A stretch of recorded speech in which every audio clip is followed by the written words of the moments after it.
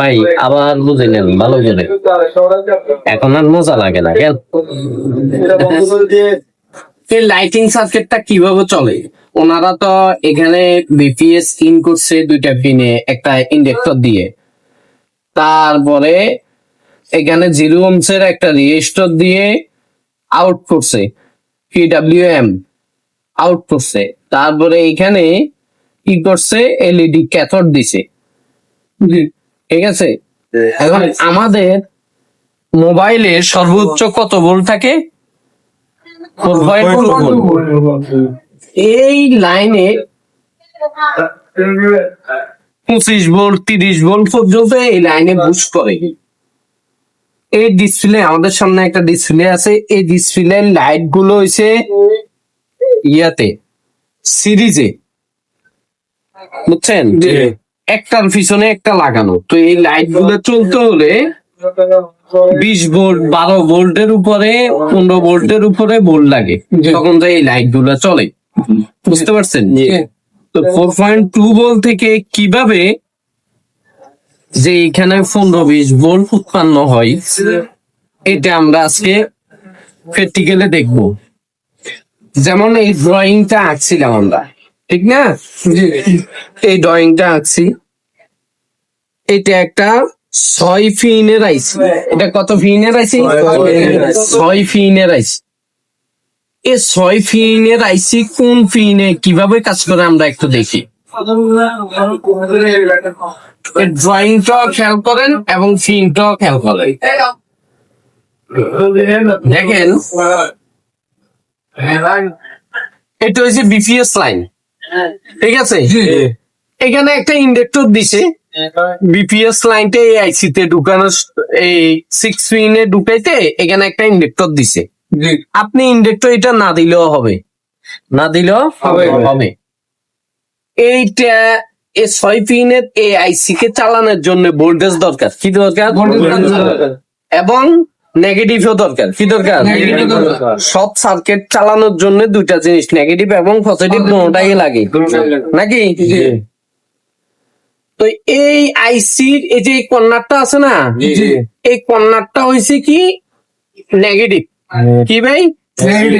Negative এই আইসির কর্নারটা। তো এইটা হয়েছে ডট পয়েন্ট। এটা কি পয়েন্ট? ডট পয়েন্ট যেটা থাকবে ওইটা 1 নাম্বার পিন বলে গণ্য হবে। কত নাম্বার? 1 নাম্বার পিন বলে গণ্য হবে।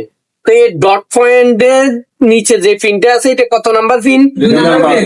ডট পয়েন্টের মানে উপরে তো আইসির উপরে তো ডট পয়েন্ট, আইসির উপরে। এই আইসির নিচে বরাবর যে পিনটা আছে, এই ডট বরাবর নিচে, এটা কত number pin? 2 number. 1 number pin. ভাই এই আইসির উপরে ডট আছে এইখানে বরাবর, এই ডট বরাবর নিচে যেটা আছে 1 নাম্বার। কত?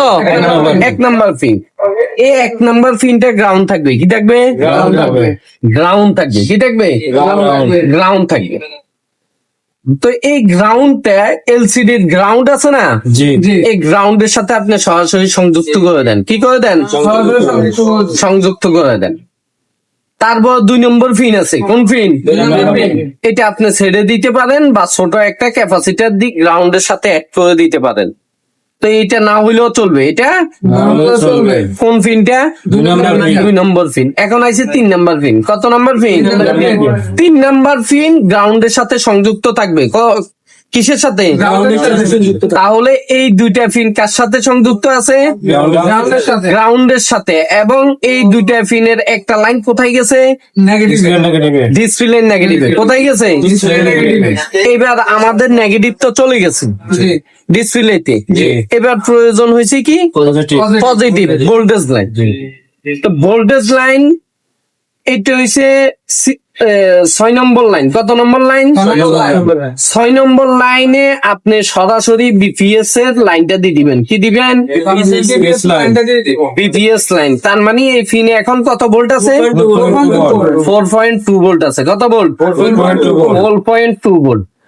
এখন তারপরে আমাদের আরেকটা 4 নাম্বার পিন আছে, এই 6 পিনের নিচে, এটাকে বলে সুইচিং পিন। কি পিন? সুইচিং পিনও 4.2 ভোল্ট আসা লাগবে। কত ভোল্ট আসা লাগবে? তো এখন কি করব, এখানে তো 4.2 ভোল্ট আছে, সরাসরি এখানে কি 6 পিন থেকে 4 পিনে সরাসরি 4.2 ভোল্ট ফাটাবো? না, মাঝখানে আমরা একটা ইন্ডাক্টর ব্যবহার করব। কত হেনরি? 10 micro Henry. তো একটা ইন্ডাক্টর ব্যবহার করে এই ইন্ডাক্টরে এক মাথা 6 পিনের সাথে থাকবে, আরেক মাথা 4 পিনের সাথে থাকবে। তো এখন 4 পিনের সাথে যেহেতু এই ইন্ডাক্টরটা জয়েন করে দিছি, তো এখন এই 6 পিনে ভোল্ট পাবো কিনা? পাবো। কত ভোল্ট? 4.2 ভোল্ট। তাহলে আমার 2 পিনে 4.2 ভোল্ট করে চলে আসছে, মাঝখানে ইন্ডাক্টরের মাধ্যমে দিয়ে 4.2 ভোল্ট 4 ভোল্টে চলে 4 পিনতে চলে আসছে। এখন এইটা এই 4 পিনটা কার সাথে জয়েন আছে? ইন্ডাক্টরের সাথে। কার সাথে? এই ইন্ডাক্টর থেকে একটা লাইন নিয়ে এখানে একটা ডায়োড ব্যবহার করব, ঠিক আছে?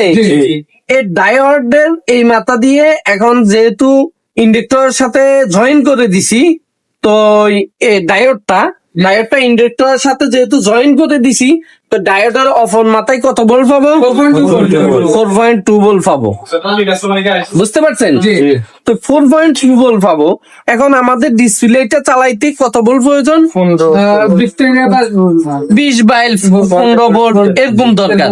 তো এখানে আছে এখন কত ভোল্ট? 4.2 ভোল্ট। আমরা মাইফা দেখি, এই যে এই সার্কিটটা যেভাবে আছে আমরা এইভাবে বানাইছি একটা সার্কিট। এই দেখেন,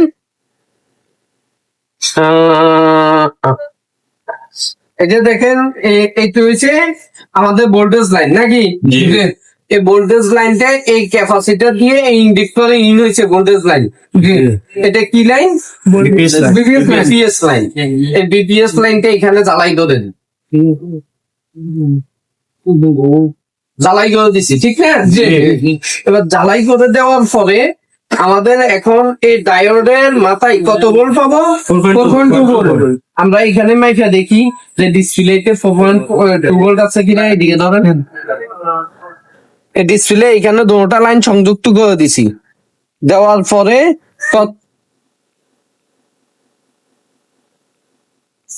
কত ভোল্ট আছে? 4.1 ভোল্ট। এটা আমাদের হয়তো এই ইয়াতে কিছু ভোল্ট এই তারের মাধ্যমে আস্তে আস্তে হয়তো কিছু ভোল্ট কমে গেছে, ঠিক আছে না? তো এখন কত ভোল্ট পাইছি? এই যে 4.1 ভোল্ট পাইছি। এটা 2 ভোল্টে আপনি ধরতে পারেন, কোনো সমস্যা নেই। তো তা এখনো তো আমাদের লাইট জ্বলে না। কেন জ্বলে না? আমাদের আরেকটা পিন আছে। এটা কত পিন? 5 number pin. এটা কত পিন? 5 নাম্বার পিন কই থেকে দেবো? 5 নাম্বার পিন ডিসপ্লে থেকেও আসতে পারে বা সিপিইউ থেকেও আসতে পারে। এটাতে একটা ভোল্টেজ ব্যবহার করতে হয়। এই পিনটাতে যখন ওই ভোল্টেজটা আসবে এই আইসিতে 5 নাম্বার পিনে আসবে, তখনই ডিসপ্লেটা চলবে। ওই ভোল্টেজ হচ্ছে 1.8 ভোল্ট। কত ভোল্ট? 1.8 ভোল্ট। তো এখন আমরা 6 পিনে 5 নাম্বার পিনে কি করব? 1.8 ভোল্ট দিব। দেওয়ার সাথে সাথে আমাদের ডিসপ্লে চলে কিনা আমরা দেখবো, ঠিক আছে? এখন যেহেতু আমাদের কাছে আরেকটা পাওয়ার সাপ্লাই নাই, থাকলে আমরা ওইটা এই 5 ভোল্টে কি 5 নাম্বার পিনতে 1.8 ভোল্ট দিতাম। যেহেতু নাই, তাহলে আমি টাচ করবো, কারণ মানুষের শরীরে কারেন্ট থাকে, ঠিক আছে? আমি টাচ করলে জ্বলে কিনে এটা শুধু আপনারা দেখেন। এই যে টাচ করলাম, জ্বলছে। হ্যাঁ, আবার টাচ করলাম, সাইডা দিছি। তার মানে আমার যদি এখানে 5 নাম্বার পিন মিসিং থাকে, আমার ডিসপ্লে লাইট আসবে না। এখন আমি টাচ করলাম, টাচ করার পর 1.8 ভোল্ট দেওয়ার জন্য এখন ব্যাটারি দিয়ে বিপিএস এবং গ্রাউন্ড দিচ্ছি ব্যাটারি দিয়ে। এখন আমরা তো ওই সময় শরীর দিয়ে দেখছিলাম, ঠিক না? এখন দেখি 1.8 ভোল্ট দেওয়ার পরে চলতেছে। এবার মাইফো দেখি এখানে কি ভোল্ট বাড়ছে কিনা। দিছি কত ভোল্ট ভাই? 1.8 ভোল্ট। 1.8 ভোল্ট দেখেন আসেনি মিটারে? তাহলে আমাদের 5 নাম্বার পিনে কত ভোল্ট প্রয়োজন? 1.8 ভোল্ট। সর্বনিম্ন দিতে হবে, ঠিক আছে? জি ঠিক আছে। আপনারা বুঝছেন? এবার এবার আমাদের এটা বুঝাই দিতে পারবে কে?